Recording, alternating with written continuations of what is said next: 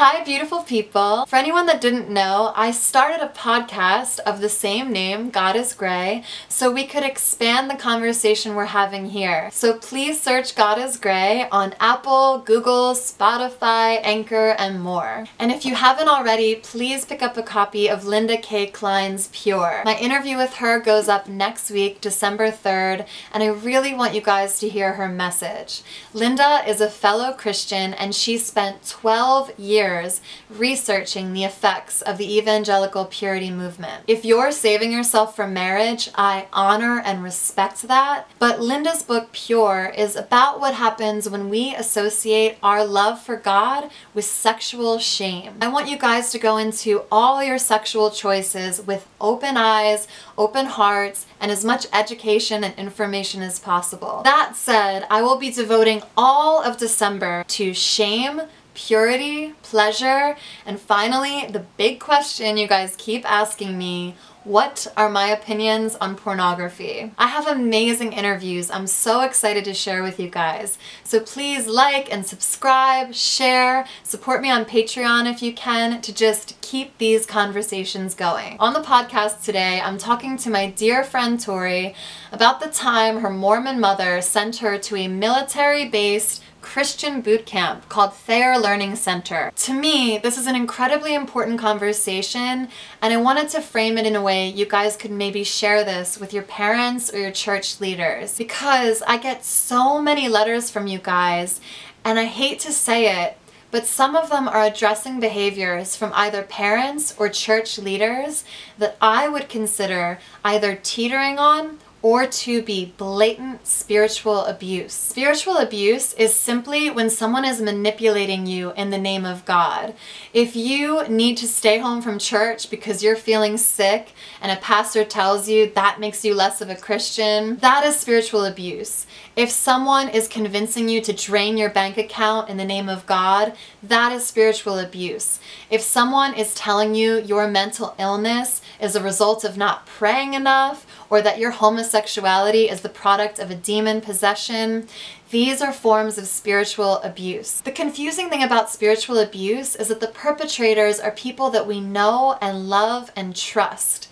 And worst of all, they often identify their abusive behavior as keeping us close to God. They genuinely believe that they're chastising us out of love. Unfortunately, there is a laundry list of ways that you can be spiritually abused or manipulated, and sometimes that abuse becomes physical. For example, This American Life released a 2-part podcast on bishop confessions in the Mormon Church. These meetings are done behind closed doors and require 11 and 12-year-olds to confess the intricacies of their sex lives and private fantasies to a male adult. Kim, I know how hard it is to talk about things like this, but I need to know how serious the problem was if I'm going to help resolve it. I try to be really respectful of all faiths and all practices, and I would never claim that every Mormon bishop is a pervert. However, I'm gonna be honest and say I would never support any practice that requires children as young as 11 years old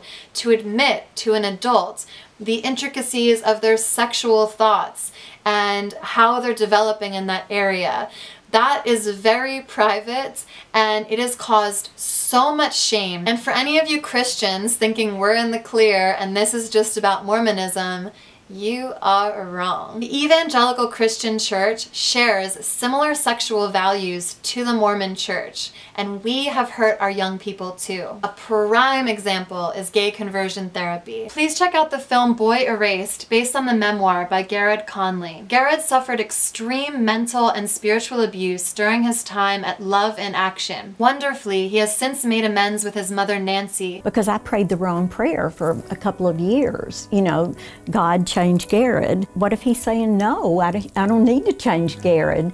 And so I started praying the prayer, you know, God, if I'm wrong, change my heart. Unfortunately, my friend Tori and her mom were not so lucky. They were never able to recover the relationship after Tori was sent to a Christian boot camp. Her mother simply viewed promo videos like this to give them a safe environment to teach core values, including self-control, physical fitness, nutritional fitness, and the benefits of financial planning. But instead of learning and growing closer to God, Tori suffered extreme spiritual and physical abuse. For example, Tori was a vegetarian and she was forced to eat meat until she vomited. Other practices included tying ropes around teens' waists and pulling them by tractors when they were too tired to run. Tori said if you did something as little as sitting with your feet at the wrong angle, everyone would be forced to exercise until throwing up. People would often pee or defecate themselves because they weren't allowed to go to the bathroom for more than 30 seconds. And this is a warning to any parents considering sending their kids to an institution. Watch the video as this man from TLC describes screening teens' letters before they can get to their parents. Of course, the students don't want to be here, so they'll write a letter home saying,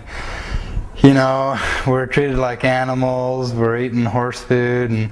And can you imagine as a parent getting a letter like that? Yes, we are a Christian-based program. We make no excuse about talking about a higher power. And Tori is not exaggerating at all. If you research the Thayer Learning Center, you will find forums of survivors, people that allege sexual abuse, people that allege violence, and in 2004, a child died at the institution. And I'm sure you're wondering, what on earth did Tori do to end up in this abusive Christian boot camp? She was not drinking, doing drugs, crashing cars, setting buildings on fire. It's because she was sexually active. She was caught with birth control in her purse at 17 years old. Tori is heartbroken because she has never been able to repair the relationship with her mother. They are fractured, they are broken, and I know that some of you have very strong opinions about saving ourselves for marriage and no one's allowed to be LGBTQ. But Tori's story is here to show it is never ever worth fracturing your most precious relationships with your children, with your loved ones, all over something that you've been told is a sin. I love you guys. I hope that mine and Tori's conversation sheds some light on the reality of spiritual abuse. I hope that if there are any parents listening, that you will hear her out. Next is a portion of my podcast with Tori. If you would like to hear the full interview, please check it out on Spotify, Anchor, Google, and more. I love you guys. Please like and subscribe, and God bless. And I was immediately sent away to military boot camp after my mom. Immediately? After she found my birth control. So are we what's the turnover? She finds the birth control. Do you see her find it, or we're in the same room? No, we were at church, and I like left my purse there next to her and went to the bathroom, and she went through my purse at church. Did your friend's mother tell her at church that day? I'm not sure. That's a whole nother bag of worms of like trust issues with the church. But my friend, the one I confided in, ended up, after I got sent away, I found out, had a conference call with my mother, my father, my stepmother, and I think her mom on the phone, and described in detail what I had told her about my first sex experience. Why? On a conference call. Okay, first of all, how perverted are you listening to a conversation from a teenager about another teenager?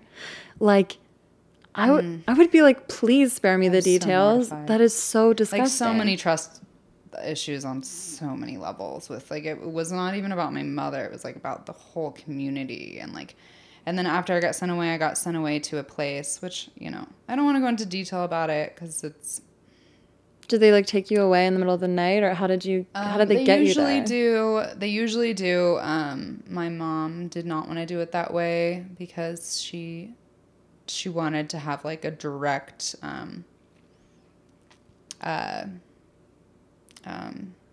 she wanted it to be like immediately after I did something wrong.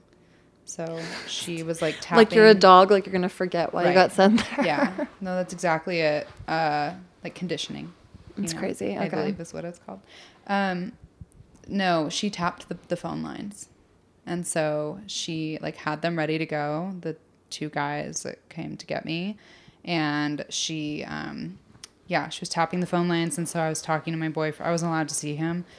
And I was talking to him on the phone, and saying like, okay, I'll walk across the street to see you, because his best friend lived across the street from me. And so when I walked out, they grabbed me, like, and I was in my bikini and I fought like hell.